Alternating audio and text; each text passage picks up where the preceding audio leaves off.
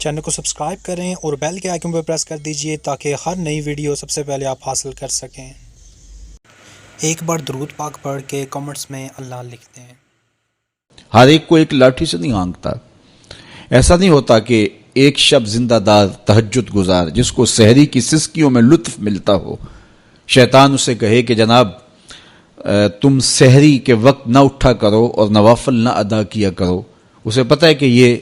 عابد، یہ تہجد گزار میری بات نہیں مانے گا، تو وہ اسے کہتا بھی نہیں ہے۔ اسے کہتا ہے تم ضرور تہجد پڑھو لیکن صبح بتا دیا کرو کہ میں تہجد گزار ہوں، میں سحری کے وقت اٹھنے کا مزاج رکھتا ہوں، تو وہ اسے ریا میں مبتلا کرے گا۔ ایک شخص جس کی طبع میں فیاضی گندی ہے، سخاوت اس کے وجود میں شامل ہے، اس کی مٹی اور خمیر میں رکھی گئی ہے،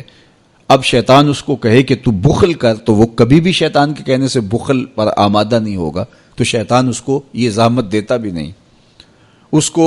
فضول خرچی کی طرف آمادہ کرے گا۔ ایک شاعر جس کی طبع میں لطافت ہے، نرمی ہے، رفق ہے، وہ شاخ سے ٹوٹتے ہوئے پھول کو بھی گوارا نہیں کر سکتا،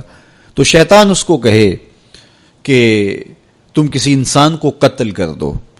تو کیا ایک شاعر سے ممکن ہے کہ وہ کسی کی گردن کاٹ دے؟ وہ تو شاخ سے پھول جب توڑ نہ سکے، کیا کہا تھا کہ قتل کے حادثے سے کم نہیں شاخ سے گل کا جدا ہونا، تو اب کیسے ایک شاعر سے یہ ممکن ہے؟ تو شیطان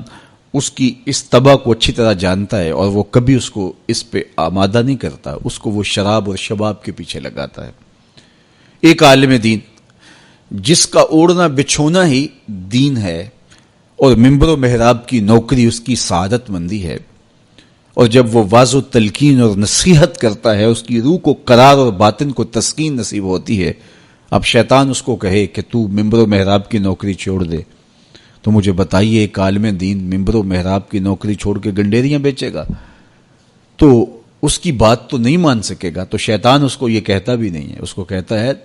تیرے جیسا خطیب بھی تو زمانے میں دوسرا نہیں ہے، بات کرنے کا جو ڈھب تجھے آتا ہے وہ کسی اور کے پاس تو نہیں ہے، جتنا علم تیرے پاس ہے،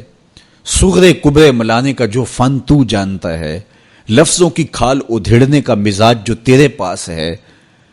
علمی منہ شگافیاں اور دقائق کا جو علم تیرے پاس ہے وہ کسی اور کے پاس بھلا کب ہے؟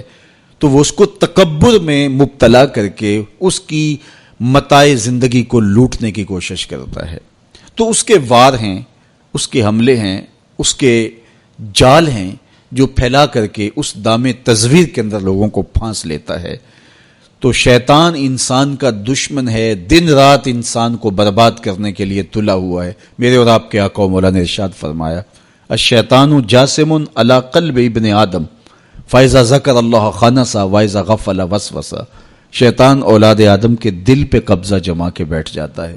جب یہ اللہ کا ذکر کرتا ہے تو بھاگ جاتا ہے، جب یہ ذکر چھوڑتا ہے تو وسوسہ اندازی کرتا ہے۔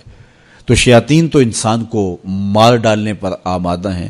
اور وہ ایک لمحہ بھی نہیں چاہتے کہ یہ نیکی اور خیر کی کسی راہ کا مسافر ہو۔ تو ماہ رمضان میں شیطان بندھا ہوا بھی ہو اور انسان نیکی کے ماحول پہ ہوں، نیکی کی راہوں پہ ہوں، سجدوں میں اللہ کی حضور آنسوں کا خراج دے رہے ہوں، قرآن مجید کی تلاوت معمول زندگی ہو، تو شیطان کو تو ایک آنکھ نہیں بھاتا، وہ تو کہتا ہے بس میں چھٹ لوں، پھر عید کے دن ہی نپٹ لوں گا تم سے۔ اب اگر شیطان کے چھٹنے سے قبل ہم نے نفس کو کنٹرول میں کر لیا، قابو میں کر لیا، تو شیطان چھٹ کر بھی کچھ نہیں کر پائے گا، ورنہ وہ نفس کے ساتھ مل کے اور زیادہ ہمیں بگاڑنے کی کوشش کرے گا۔ اس لیے یہ ہمارے لیے ایک اہم اور سنہری موقع ہے کہ ہم نفس پہ قابو پا لیں۔ اب وہ کیسے پایا جا سکتا ہے؟ روزہ نفس کو کنٹرول کرنے کا ایک مؤثر ذریعہ ہے، خود روزہ نفس امارہ کو قابو کرنے کا